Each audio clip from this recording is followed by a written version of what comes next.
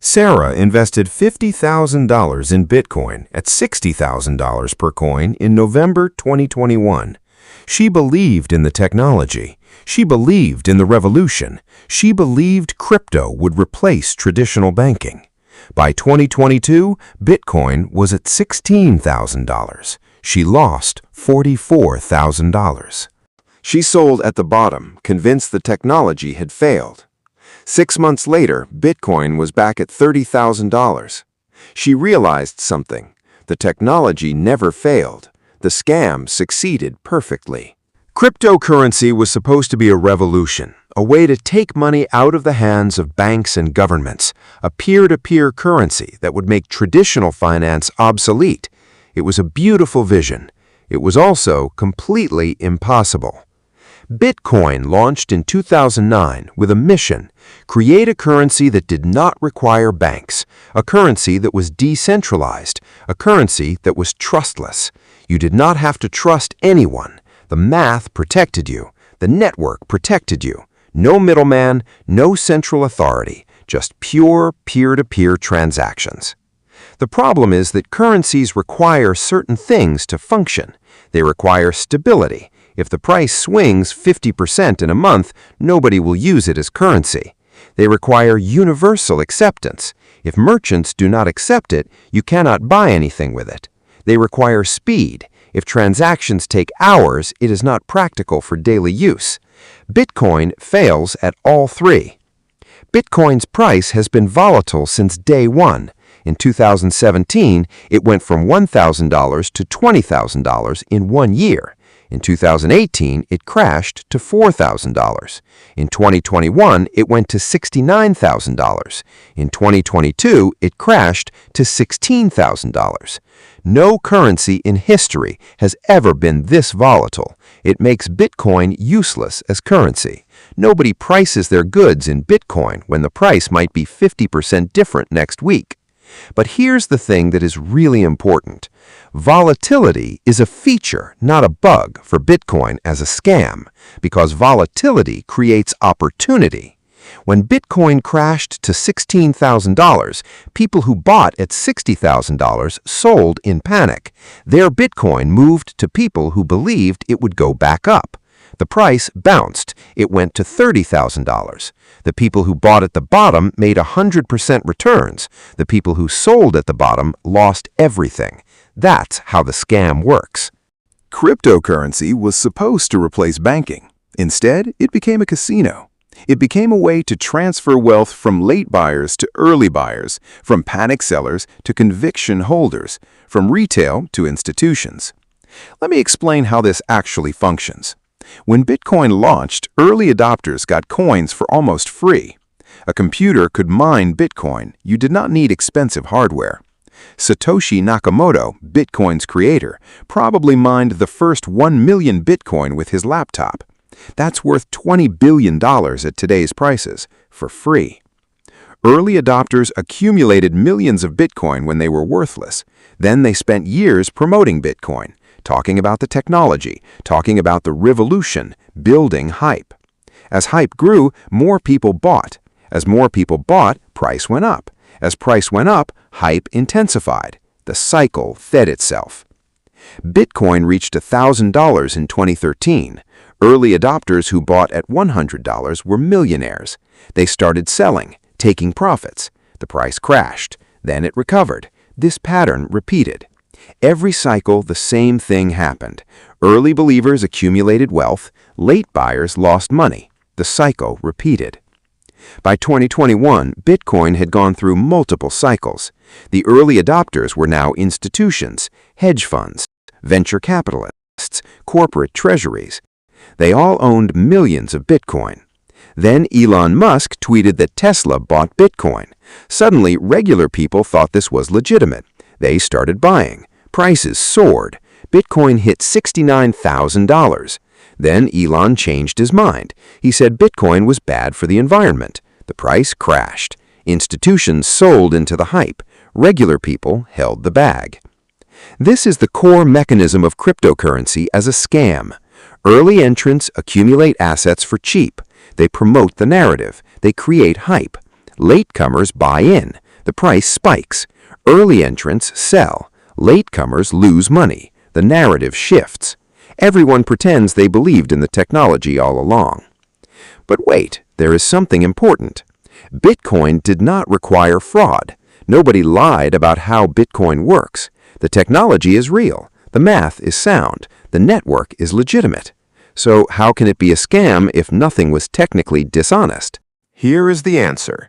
A scam does not require a scammer. It just requires a mechanism that transfers wealth from ordinary people to insiders.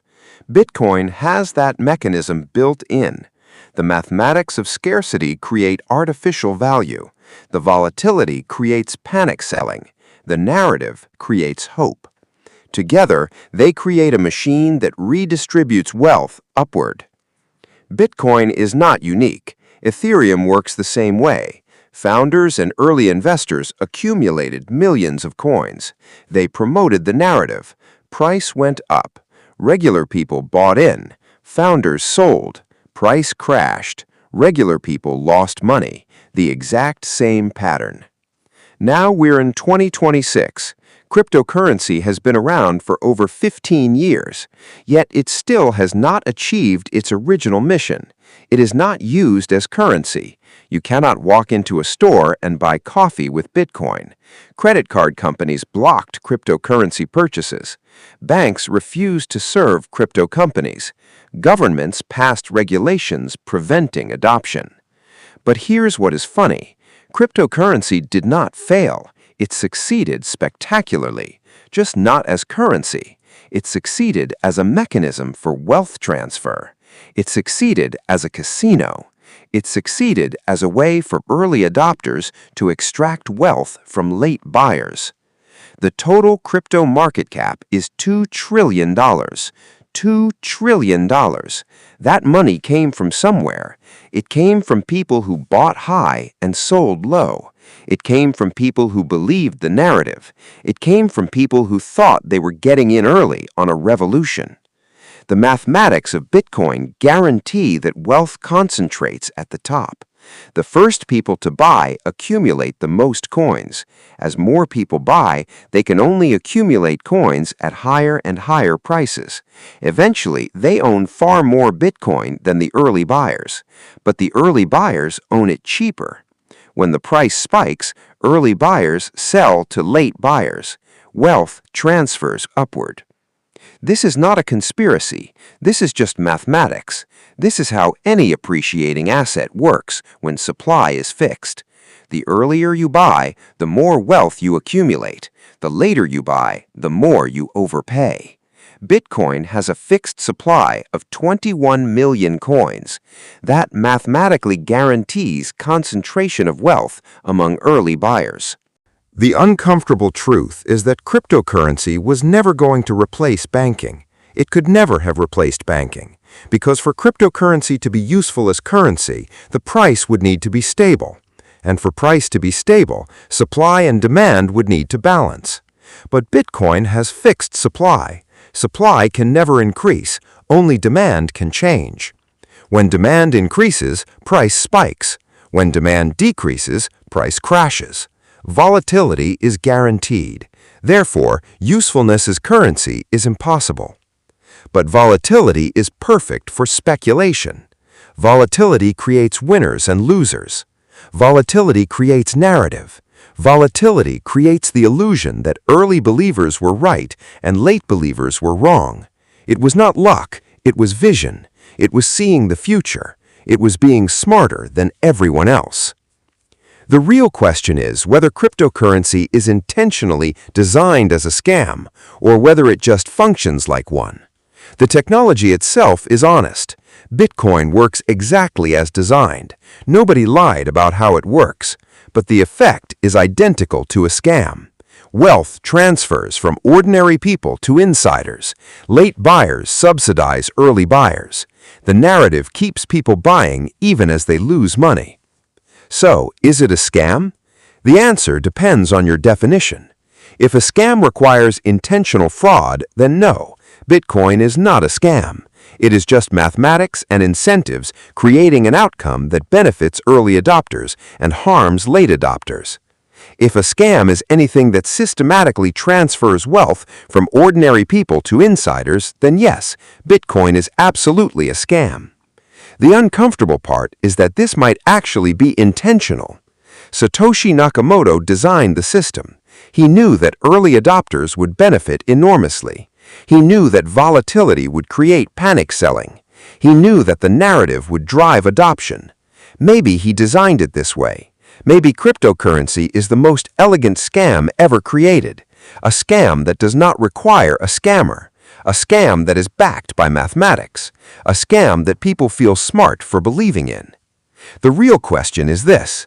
If something systematically transfers wealth from ordinary people to insiders through a mechanism that looks like mathematics and incentives rather than fraud, is it still a scam? And if so, what makes it different from the financial system cryptocurrency was supposed to replace?